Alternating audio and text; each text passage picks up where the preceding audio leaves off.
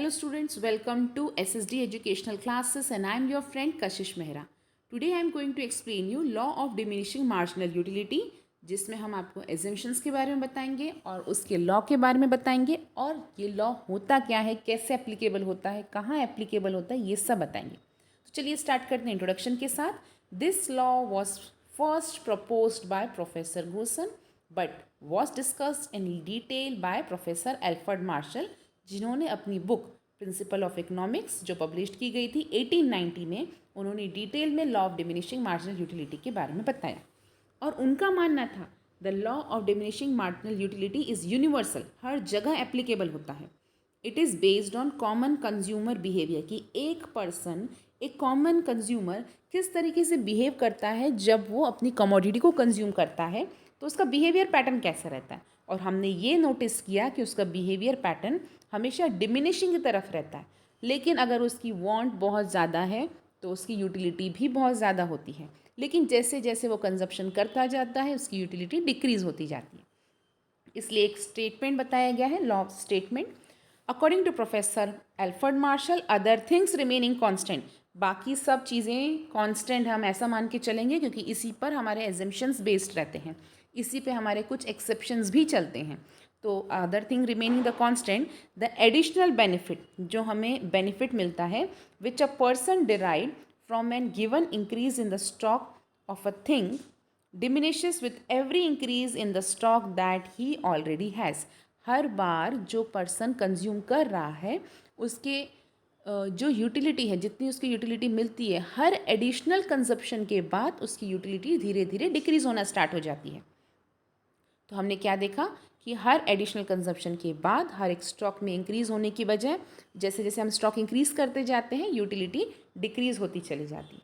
अगर हम इसको सिंपल वर्ड्स में देखते हैं तो we can say that in other words marginal utility that any consumer derive from successive unit, मतलब हर एडिशनल यूनिट के बाद जो हमें यूटिलिटी मिलती है वो डिमिनिशिंग मिलेंगी, और डिमिनिशिंग का मतलब होता है decreasing, as his or her total consumption of that commodity increases. In short, the more the thing you have, the less you want to have more of it.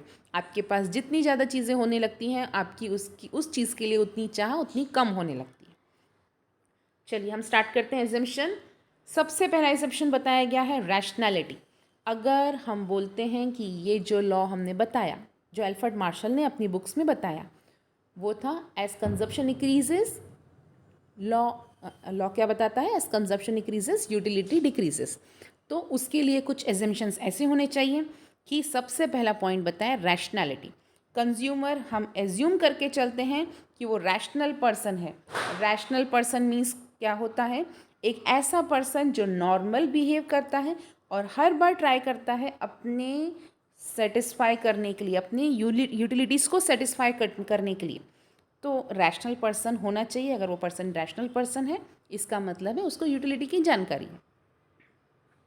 Second हमारे पास जो assumption है वो बताता है कि there should be a cardinal measurement.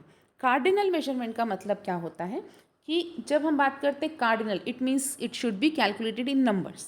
The law assume that utility can be cardinally और numerically measured. Numbers में हम मेजर कर सकते हैं.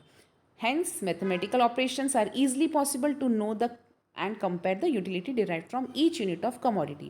अगर हमारे पास कोई टेबल है, अगर हमारे पास कुछ नंबर है, तो उससे कैलकुलेट करना हमारे लिए आसान हो जाता है. इसलिए हम बोल सकते हैं कि यूटिलिटी अगर हमें पढ़ना है तो हमें उससे कार्डिनल मेजरमेंट कर सकते हैं. थर्ड जो पॉइंट बताया गया है, जो एजम्पशन बताया गया है, वो है होमोजीनिटी.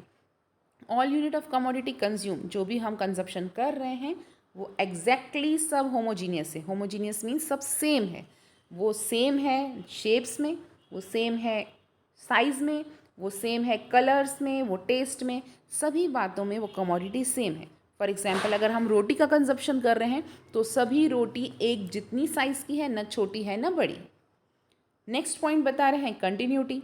अब ये भी बहुत इंपॉर्टेंट है. अगर हमने ब्रेक ले लेकर कोई भी चीज़ को कंज्यूम किया तो हमें पता ही नहीं चलता हमारा कंजप्शन लेवल कितना है. या हमने, अगर हम रोटी का एग्जाम्पल ले रहे हैं, हम ब्रेक ले लेकर अगर खाना खाते हैं तो हमें पता ही नहीं चलता हमारा पेट कितना भरा है.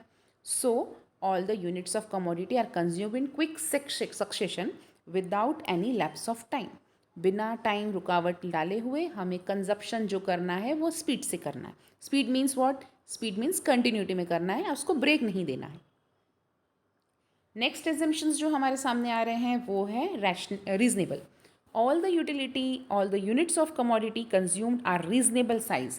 अगेन रीजनेबल साइज के लिए बोला है, न कि आपकी वो कमोडिटी बहुत ज़्यादा बड़ी होनी चाहिए ताकि आप एक बार में एक ही चीज़ कंज्यूम कर पाते हैं, और ना ही वो बहुत कम या स्मॉल साइज़ की होनी चाहिए ताकि फिर वो ज़्यादा कंजप्शन में चली जाएगी। So it should be a reasonable size. Next is constituency. All the related factor जैसे इनकम है, टेस्ट है, हैबिट है, चॉइस है, लाइक्स डिसलाइकिंग, हम ऐसा मान के चलते हैं कि ये सब कांस्टेंट है, क्योंकि ये अगर चेंज होते हैं तो हमारा लॉ ऑफ डिमांड या लॉ ऑफ हमारा डिमिनिशिंग रिटर्न्स जो है वो भी चेंज हो जाता है। तो हमने यहाँ पे कॉन्स्टेंसी माना है कि कंजप्शन करने वाले पर्सन के हैबिट्स, चॉइस, लाइकिंग सब कुछ सेम है, उसमें कोई भी चेंज नहीं है। नेक्स्ट एजम्पशन माना गया है divisibility. The law assume that commodity जो हम कंज्यूम करने जा रहे हैं उसको हम डिवाइड कर पा रहे हैं स्मॉल क्वांटिटी में। फॉर एग्जांपल जैसे हमने रोटी का एग्जांपल लिया तो हम रोटी को डिवाइड कर सकते हैं, तो इसलिए हमें उसके बारे में पता चढ़ पाता है। लेकिन अगर समझिए हमने कोई बड़ी चीज़ कोई बल्क में ले ली, हमने कोई हाउस ले लिया, हमने कोई कार ले ली, तो हम उसको डिवाइड नहीं कर सकते। जो डिवाइड नहीं कर सकते तो हम उसे कंजप्शन भी जल्दी जल्दी नहीं कर पाएंगे। सो बल्कि चीज़ों पे या जो बहुत बड़ी चीज़ है उस पर ये लॉ काम नहीं करता है, सिर्फ जो चीज़ें डिवाइड की जा सकती है उस पर ही ये काम करता है। और लास्ट पॉइंट बताया है single want. A given commodity can be satisfy a single want of a person. एक टाइम पे सिर्फ एक ही वांट पूरा कर रही है कोई भी कमोडिटी, क्योंकि अगर हम एक ही चीज़ के बहुत सारी कमोडिटी को डिवाइड कर लेते हैं तो वो वांट पता नहीं चढ़ पाती। फॉर एग्जांपल जैसे हमने आटा लिया तो हम आटे से सिर्फ रोटियां बना रहे हैं, बाकी सब चीज़ें नहीं बना रहे हैं, क्योंकि अगर हमने उस आटे से हमने रोटियां भी बनाई, पूड़ी भी बनाई, सीरा भी बनाया, तो इसमें क्या हो जाता है हमें पता ही नहीं चल पाता है कि हमने उस आटे को कितना यूटिलाइज़ किया। या बहुत सारी चीज़ें बनाने पर हमें सिंगल वांट के बारे में पता ही नहीं चल पाता है कि हमें यूटिलिटी कितनी मिली। So there should be single want. एक चीज़ बनाने के लिए ही यूज़ की जाए, ना कि मल्टीपर्पज़ के लिए। आइए देखते हैं इसका कुछ टेबल जिससे आपको इजीली पता चल पाए कि इसको कैसे समझा जा सकता है।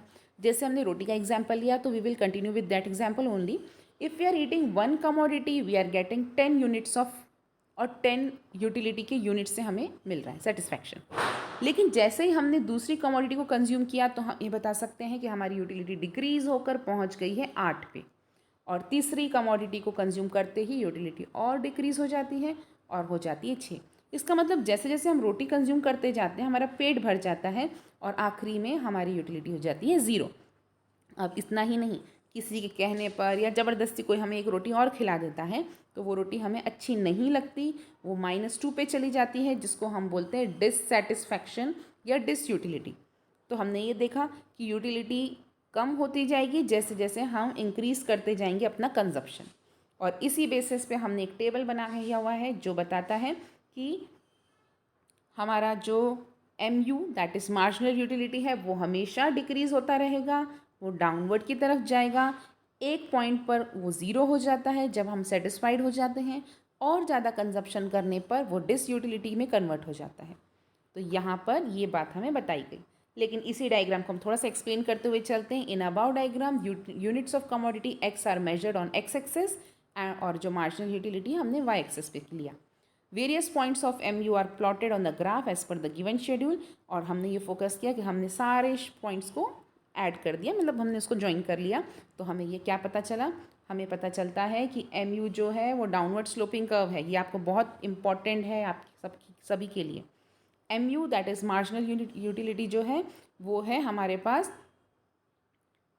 मार्जिनल यूटिलिटी जो है वो हमारे पास है डाउनवर्ड स्लोपिंग कर्व के फॉर्म में, जो स्टार्ट होता है लेफ्ट साइड से और जाता है राइट साइड को। और मार्जिनल यूटिलिटी हमेशा डिमिनिशिंग होते जाएगा जैसे जैसे हम इंक्रीज़ करते जाएंगे अपना कंजप्शन।